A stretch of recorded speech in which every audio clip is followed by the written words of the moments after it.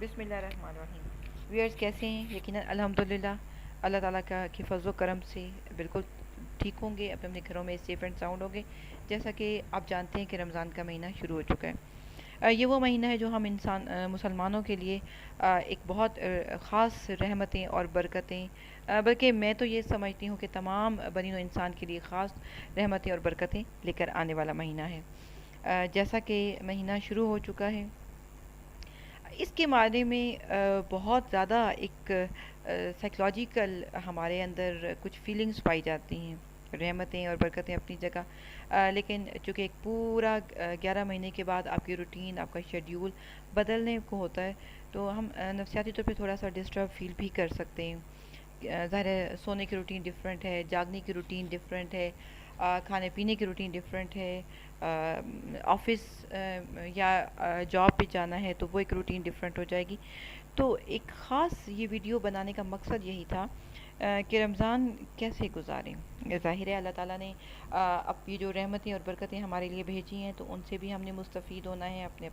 ہم نے اپنے کاموں کو بھی اسی طرح سر انجام دینا ہے، بلکہ بہتر طریقے سے سر انجام دینا ہے. اپنے گھر کو، اہل خانہ کو بھی دیکھنا ہے. اور سب سے بڑی بات ہے کہ عبادات تو ہم پر جو فرض ہیں وہ صرف رمضان کے ساتھ منسلک نہیں، لیکن باہر رمضان میں ایک جو ڈفرینٹ شیڈیول ہے وہ فاسٹنگ کا ہے، وہ روزے کا ہے.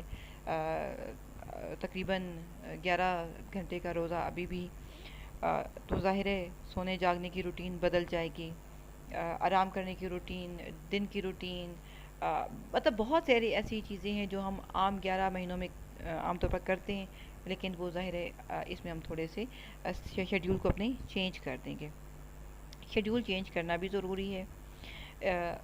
تبھی تو ہم اس کے جو رحمتیں ہیں، اس کی جو برکتیں ہیں، ان سے استفادہ بھی حاصل کر سکیں گے، اپنے آپ کو انرجیٹک بھی رکھ سکیں گے. اور سب سے بڑی بات ہے، بہت سے میرے ایسے بہن بھائی جو جب روٹین یا شیڈیول چینج ہوتا ہے تو اپنے آپ کو تھوڑا سا کنفیوز محسوس کرتے ہیں، تھوڑا سا مشکل میں محسوس کرتے ہیں. کوئی مسئلہ نہیں، یہ پہلا دن مشکل ہوتا ہے، اس کے بعد آپ اپنی روٹین میں آ جاتے ہیں، اس کے بعد محسوس ہی نہیں ہوتا. بلکہ پھر جب یہ مہینہ اپنی برکتیں اور رحمتیں سمیٹ کر جاتا ہے تو دل میں ایک افسوس ہوتا ہے کہ کاش کچھ دن اور مل گئے ہوتے، ہم اس سے مزید فائدہ اٹھا سکتے. تو بہرحال اس میں ایک کچھ ریمیڈیز ہیں میرے پاس. ان میں سب سے پہلی ریمیڈی میرے پاس جو ہے وہ ہے بی ڈٹرمنڈ. فوکس رہیں اپنی چیزوں پر، اپنے کاموں میں فوکس رہیں، اپنے آپ کو انرجی جو ہے نا وہ خود پہنچائیں. کیسے؟ اپنے سوچ کے تھرو.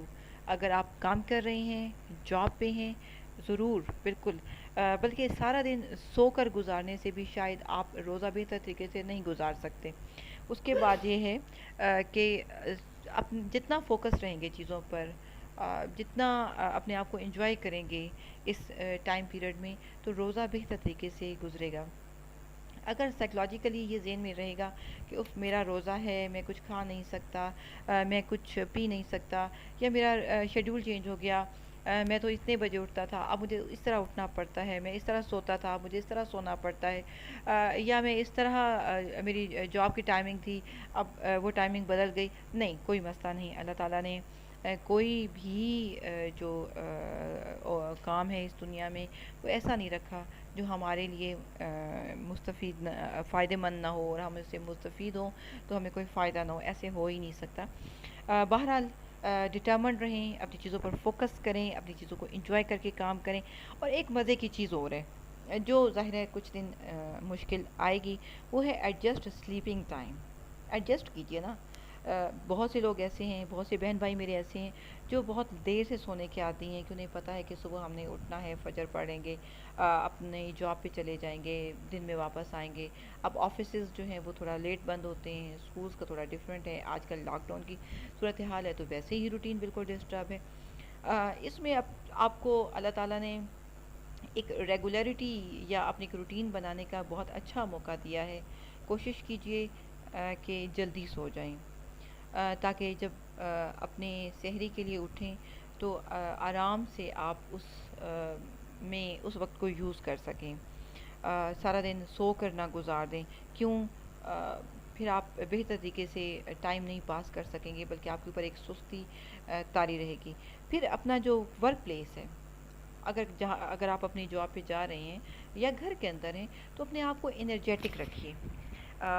جیسے ٹھیک ہے، آپ بہت کوئی ہارڈ اینڈ فاسٹ قسم کی کوئی وہ ایکسرسائز نہیں کر پائیں گے، کیونکہ موسم تھوڑا گرم ہے اور پیاس لگنے کا بھی خدشہ ہوتا ہے، تو کوئی مسئلہ نہیں۔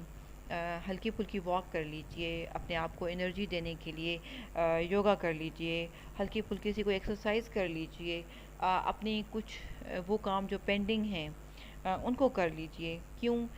جو ٹائم آپ کے پاس لنچ کا ہے وہ اب آپ کے پاس فارغ ہے، مطلب اسپیشلی خواتین جو سارا دن کچن میں گزار دیتی تھیں، اب لنچ کا ٹائم آپ کے پاس ایک فارغ ہے، گھر پر ہیں بچوں کے ساتھ، اس چیز کو کھیل کود میں گزاریں، انجوائے کیجئے، نیند پوری کر لیجئے۔ ایک اور چیز بہت اہم، کیفین۔